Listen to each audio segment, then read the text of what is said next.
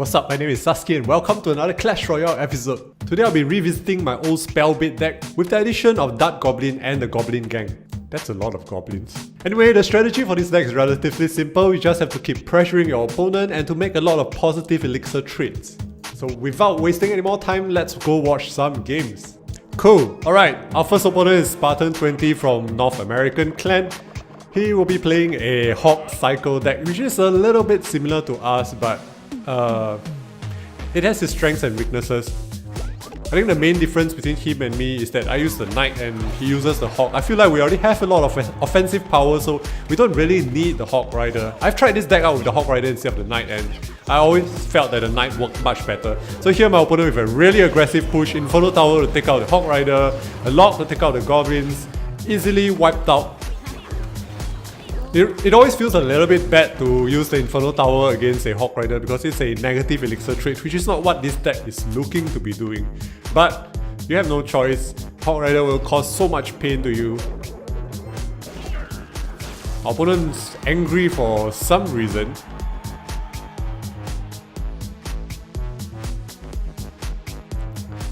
Okay, so we are both just idling, waiting to see which one will make the first move.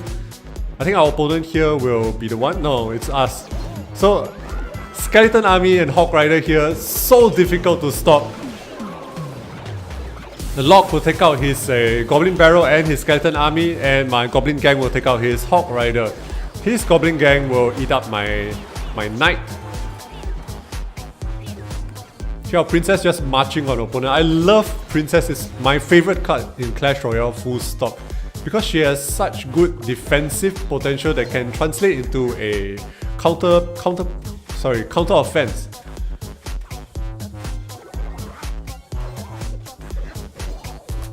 She's also really easy to counter, so that's rather sad. Here, my opponent loves to use his swarm units with his Hawk Rider. It's really painful and annoying to deal with. I should have used the Lock over there. Opponent angry again. Opponent seems to hate Goblin Barrel even though he's using Goblin Barrel as well. Oh, what a hypocrite. Inferno Tower of his own, so his deck is really similar to mine. He uses Mega Minion instead of Dark Goblin. That's a debatable choice. I'm fine with both. I prefer Dark Goblin because he serves like a second princess. And the point of this deck is to bait out the opponent's spells. So the princess baits the Lock, the Dark Goblin baits the Lock, the Skeleton Army, the Goblin Barrel, all these are Lock baits that and your opponent only has one Lock, so he can't deal with all of them at once. Inferno Tower there making a negative elixir trade. It's not fantastic against such a deck. It's better against Giants, Golems, Royal Giants, stuff where you can make a positive or even elixir trade. My Spear Goblin there finishing off the Princess, and it will be a GG for us. Okay, so our next opponent will be Zhang from Beijing Buluo. Whatever that means, some place in Beijing. So to open things, I'm going to start by throwing a Goblin Barrel on my opponent's tower. You want to get Goblin Barrel in your opening hand. Princess is another decent opener. You can place it at the bridge to start chipping away at the opponent's tower. Opponent opening with the classic Elite Barbarian, split Elite Barbarians, and a Hawk Rider. It's gonna cause so much pain, but here, our Inferno Tower finally being able to make a positive elixir trade. More or less.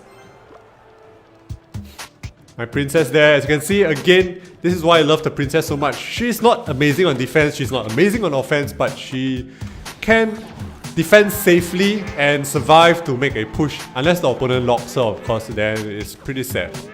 The mini P.E.K.K.A here, easily destroyed by our Skeleton Army. Opponent plays a Wizard. I don't know why, but ever since I picked up this deck, I have been playing against a lot of Wizards. Like every time I choose this deck and go into battle, I get paired out against Wizard players, and Wizard is so good against this deck. And that is why we play the Knight, for stuff like the Wizard, stuff like the Valkyrie, stuff that just wipes out all your Swarm troops. Elite Barbarian there causing a little bit of damage to us. I had a feeling that the opponent was low on elixir, so I dropped my Princess on the bridge, but apparently I was wrong.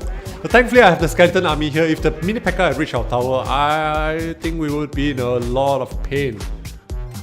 Skeleton Army is a pretty good offensive unit if your opponent has used his spell, but otherwise it's mainly a defensive unit. You can easily swap out Skeleton Army for something else like a Mega Minion or Archers. It's your choice. With the introduction of Goblin Gang, I feel that Skeleton Army has lost a bit of its power. Okay, I'm wrong. It has lost a lot of its power. So my Goblin Barrel there, taking out the tower. Minion Horde is no problem for us. We have the Princess and we have the Dark Goblin. So Dark Goblin and Princess unfortunately doesn't match up very well against Elite Barbarians.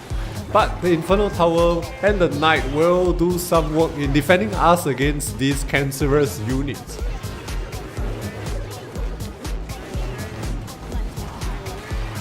Here the Princess on the opponent's side of the arena, a pretty rare sight, but she's still very safe because the opponent is hard on pushing the left lane. And our Princess will be able to defend very safely. Look at how many shots she got off, and she wasn't even hurt at all in the process.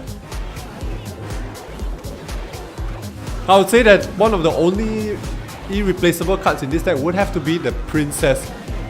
And I missed the 2 crown over there. Okay, so none of my videos will be complete without a game against a overleveled Royal Giant. So here we go, our opponent is Fox.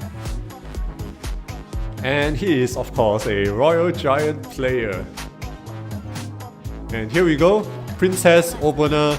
We didn't have the Goblin Barrel, so Princess is a decent opener. Another optional opening you can do is Knight at the back. I prefer not to use Dark Goblin as the opponent because he doesn't really do that much damage by himself. The tower can reach him, but the Princess is difficult to deal with. They need to have a lock or they need to commit to a unit on the bridge, which allows you to make positive elixir trades by countering them as the units are going to move towards your side. So they are level 12 Royal Giant here, easily stopped by the Inferno Tower.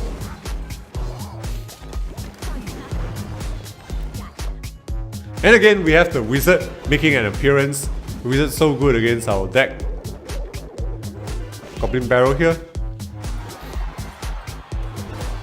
If you want to pick up this deck and there's one card that you should focus on leveling up, that will be the Goblin Barrel, because the Goblin Barrel does a lot of damage if it's over leveled.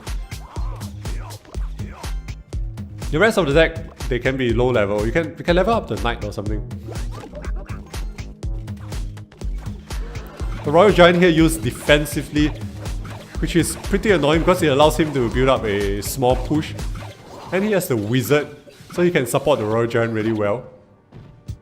Inferno Tower here plays a little bit too early. The Royal Giant didn't get to cross the bridge. If the Royal Giant had crossed the bridge, both the tower, my Arena Tower and the Inferno Tower would be firing on the Royal Giant, which would have wiped him out more quickly. Fortunately for me, my opponent didn't play a supporting unit for the Royal Giant for some reason, so his Royal Giant basically got wasted. Here the Knight, a little bit late, not before the Wizard wiped out our Goblins. So this is a pretty decent strategy to use with this deck. Once your Knight crosses the bridge and the Arena Tower is shooting on the Knight, you can drop your Goblin Barrel so that the Goblins get to make many hits on the tower while the tower is shooting at the Knight. If unchecked, this single push will be able to take out an Arena Tower all by itself.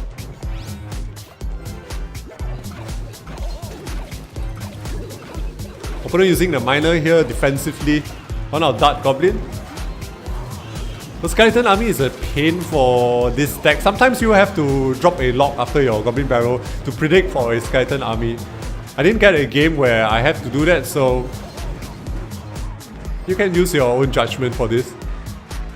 So again, the Knight tanking for the Goblin Barrel here, and you can see the Goblin Barrels just whacking away on the tower, dropping it down to 80 hit points. And here I'm just going to cycle for my lock and close the game. There's no way my opponent will be able to do 800 damage to my tower in such a short period of time, and it will be a win for us. Alright, I hope you enjoyed this deck. If you like this video, please drop a thumbs up and a subscribe down below. And as always, love yourself and take care. Bye bye.